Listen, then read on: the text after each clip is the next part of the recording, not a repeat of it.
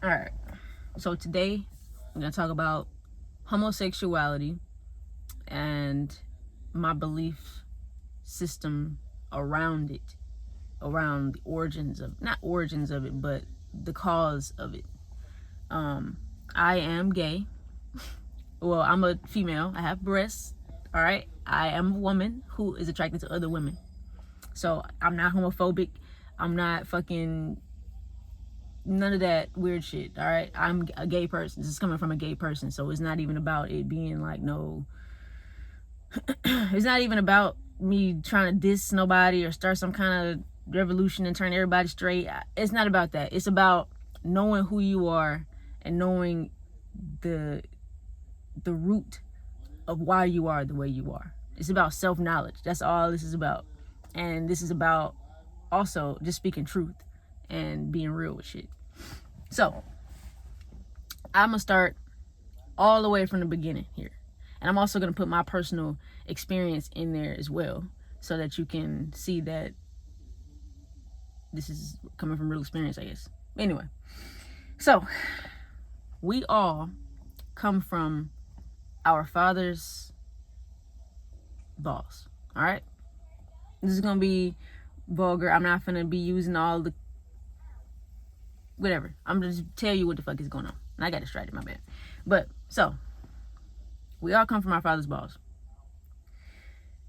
Our father forms sperm, which is what we were before we became who we are right now. So with our father forming this sperm, everything our dad consumes, his entire environment and who he is embedded within his DNA and within us as sperm, because sperm is really just DNA. So if our father is high vibrational and electrical, eating electrical foods, eating, healthy and working out, having a healthy mindset, if he's balanced and all of these great things and healthy environments that doesn't have stress and pollution and all that kind of shit, then that's what we're going to be embedded with. But then if our father consumes trash and eats toxic foods and is in a polluted environment, is always stressed out, worried about the next bill and how he can pay this or pay that or all that kind of shit, all of that shit is also embedded within us. So then you have the masculine energy and then you have the feminine energy, which is our mother. So father has sex with our mother and then bam, we're in the mother's egg. So we begin learning as soon as we begin forming. Like as soon as we're here, we're learning. We're processing, we're taking in information.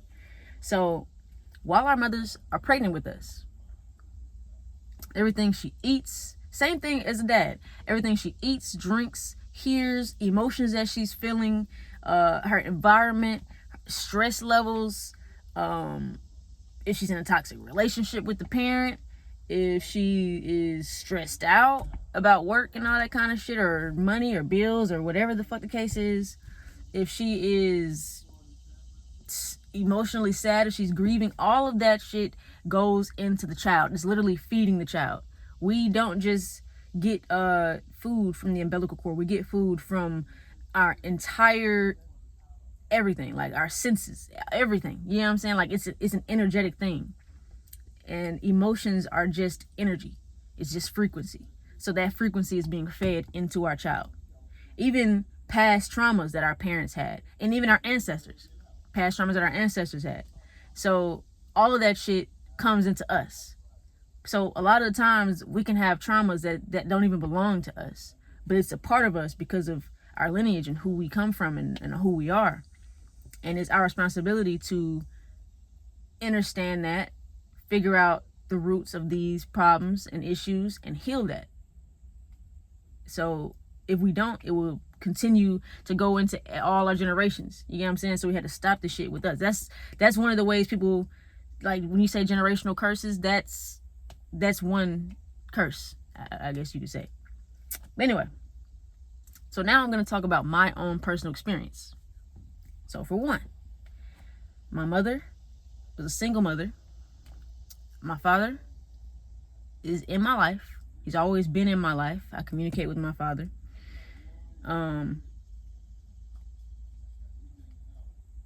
Okay. My mother had her own traumas with men, dealing with men ever since she was like a little girl. Not gonna tell all my mother's business on here, but yeah, she's had traumas with men since the little girl and up into now, really. Even with her father and relationships and people who weren't even supposed to be there, type shit. So internally, my mother has like an internal subconscious hatred towards men, or a dislike towards that energy, and a certain need to feel like she needs to protect herself around that energy as well. So these are traumas that my mother had while I was being born, and my mother, while I was in her womb. These are the energies that I was being fed. You know what I'm saying? And on top of that, my parents had their own disagreement. While my mother was pregnant with me, my parents had their own disagreements. They would argue sometimes, and my mother would feel emotions about that and emotions about bills and trying to be the masculine presence. And when I say when she's trying to be the masculine, I'm saying that she, like a woman having to worry about bills and worry about how to provide and protect and worry about how to do all of these things. These are all masculine energies. It's not all about woman and female penis and vagina. It's not all about that. It's about energy. It's energetic. So a woman, a female, having to be in the masculine energy all the time because there's no men present. My dad was present, but it's still, they weren't living together. They weren't married. So my mother still had her own bills. My dad had his own bills and shit going on.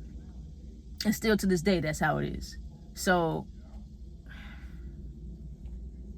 with that being said, I'm learning all of this. I'm in my mother. This is a feminine woman. It's a woman. So it's feminine energy that I'm in. But my mother is forced to step into masculine energies. She's always been having to step into that, because that's like, her dad left the family or whatever and ended up being with somebody else and having his own family elsewhere. We still saw him and spoke to him, but he wasn't as present as he should have been. So my grandmother, my mother's mom, and my mom have always been, and all the women in the family really, have had to overly exert their masculine energy and step into masculine roles and not be in their feminine roles, which affects the children in so many different ways. But beyond that, even males too, it's not just about girls, but men too, like anybody. A woman, your mother having to be in a masculine role can affect you. It can alter your especially if you don't have a masculine presence in your life, it can alter your reality or vision of what masculine energy is supposed to be. It could just fuck you up in so many different ways. But I'm gonna stay on the point here. The point is, this is all the shit that my mother had to deal with while she was being born with me, while I was being born, while she was carrying me. So these are all the emotions and energies that I'm being fed as a child. So then when I come out, another thing, my dad wanted a guy. He wanted to have a son, and then I ended up being a girl. My dad still loved me, and it's nothing weird with that, but I'm just saying, like, that's another key point, like the energy there, wanting a son, wanting this, wanting that, and then bam, it's just like all of these things. Damn, I feel like they cutting grass or something. Hold on, let me let the windows up. But all of this shit is being fed to me, and then bam, now I'm born, right? So when I'm born, I feel like I've really been gay since birth. And it's not even like as a little kid I'm like, ooh, I'm attracted to that. It's not that. I'm talking about like in preschool. I was talking about as a baby, my bad. But in preschool, I had a crush. I remember the names of the people I had a crush on. One of them name was Haley. Another girl name was Taylor. Like, I had a crush on girls in school. So And this was as I was like 4 years old. And I always liked women. Always been attracted to women. I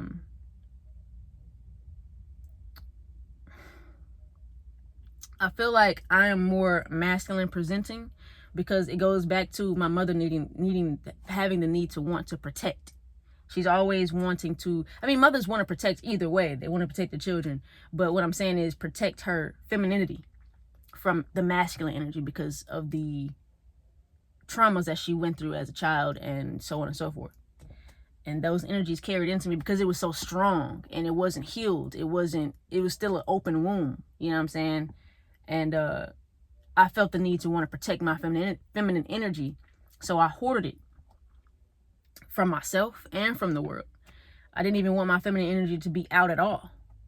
Even though our feminine energy is also dealing with creativity and holistics and spirituality and the subconscious and all of that stuff. I'm talking about feminine energy as in the way the world perceives it.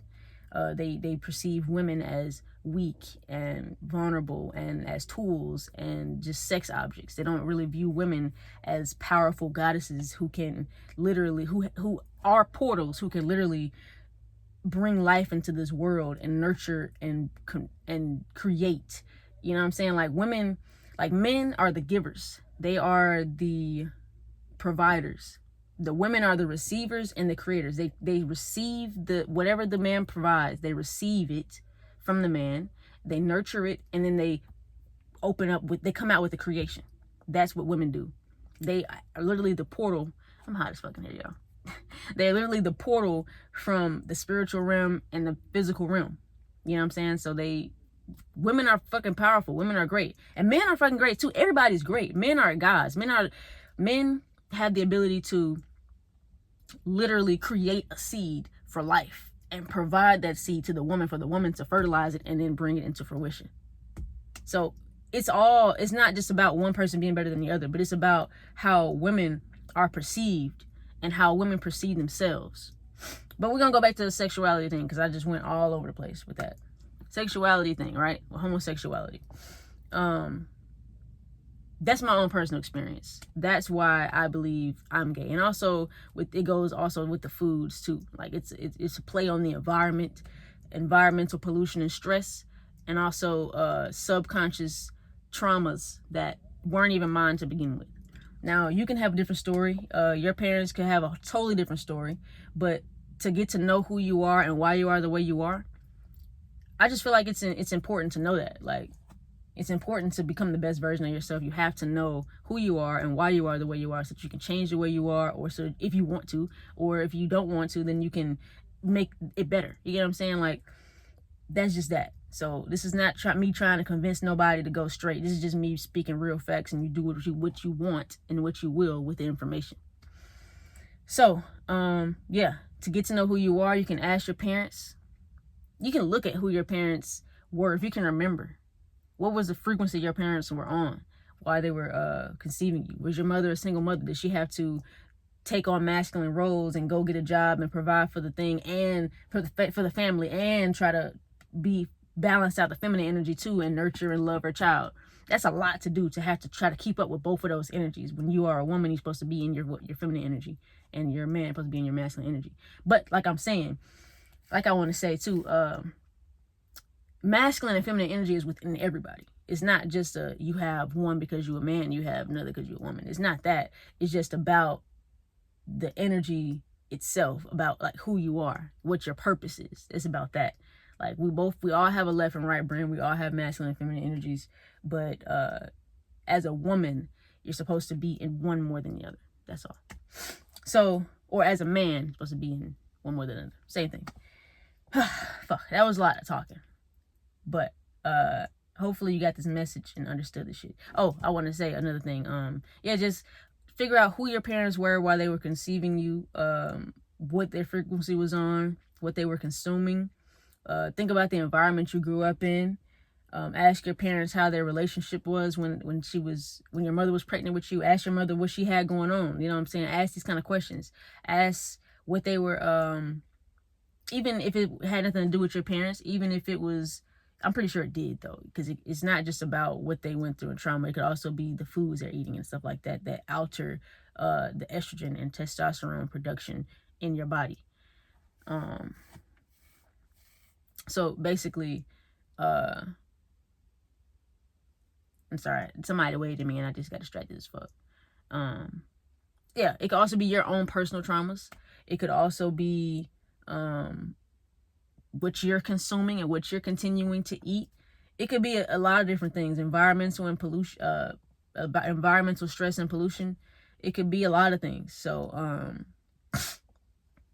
yeah, just figure out who you are and do with what you will with that information. It has nothing to do with me trying to start some kind of straight war out here. It's not about that. It's about self-knowledge. Peace.